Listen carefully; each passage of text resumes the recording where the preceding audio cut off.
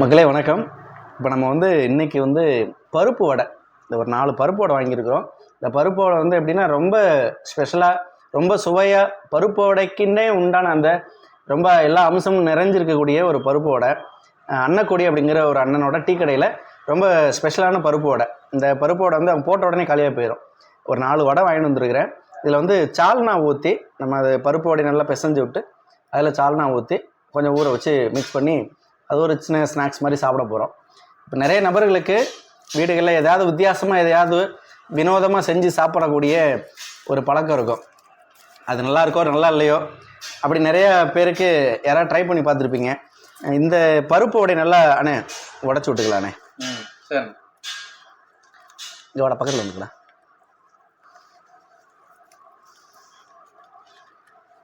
மேலே எப்படி வச்சுக்கோ.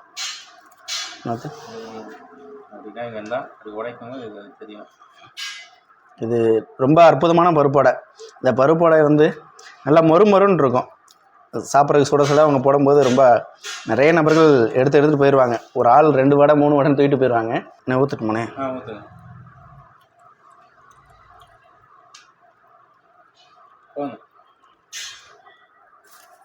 ஏதாவது ஸ்பூன் எதாவது இருக்கானே இல்லையா? தொட்டு சாப்பிட போகிறோம். நான் பெனையில் இப்போ எதுவும் கையில் ஸ்பூன் எதுவும் கிடையாது. இல்லைன்னா மிக்ஸ் பண்ணலாம். சால்னாவுக்கு இந்த பருப்போடைய தொட்டு சாப்பிட்றதுக்கு எப்படின்னு இருக்கு? நல்லா இருக்குண்ணே. நல்லா இருக்குதா? ஏன்னா ஆல்ரெடி நார்மலாக சாப்பிட்ருக்கேன். இதுவே நம்ம ஹோட்டலில் இந்த பருப்பொடையை கொடுத்து கல்லில் போட்டு கொஞ்சம் வெங்காயம்லாம் போட்டு இந்த கொத்து பரோட்டா பண்ணுற மாதிரியே பருப்பொடையை உதிர்த்து போட்டு சால்னா போட்டு கொஞ்சம் கல்லில் போட்டு கொஞ்சம் மிக்ஸ் பண்ணி எடுத்தாங்கன்னா அதுவும் இன்னும் நல்லாயிருக்கும். நீங்கள் அப்படி ஏதாவது சாப்பிட்டது அனுபவம் உண்டா? இல்லை வீட்டில் இப்படி போல் ஏதாவது ட்ரை பண்ணி பார்த்துருக்கீங்களா? நீங்கள் அப்படி ஏதாவது முயற்சி பண்ணியிருக்கீங்களாண்ணே? இது போல் வேறு ஏதாவது?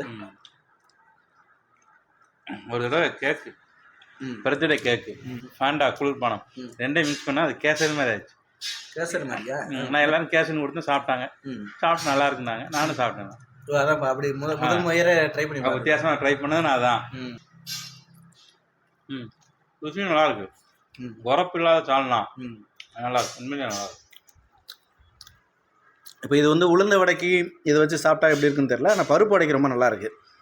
நிறைய நபர்கள் பருப்பு வடைக்கு கெட்டி சட்னி, தேங்காய் சட்னி வச்சு சாப்பிட்றது, அல்லது உளுந்த வடைக்கு நம்ம சாம்பார் சேர்த்து பிசைஞ்சு சாப்பிட்றது, அல்லது நிறைய சிட்டிகளில் தயிர் ஊற்றி சாப்பிடுவாங்க வடையில், தயிர் வடைன்ட்டு. அப்படி ரொம்ப ஏதாவது ஒரு குழம்புகளோடையோ அல்ல வேறு ஏதாவது வித்தியாசமான ஒரு பொருளோட இந்த முறைகளை சேர்த்து சாப்பிடும்போது அது புதுவித ஒரு ருசியை கொடுக்கும்.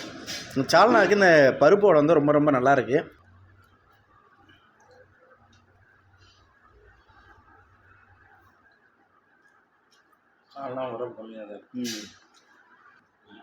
அதே மாதிரி அல்வாக்கு சட்னி தொட்டு சாப்பிட்றது.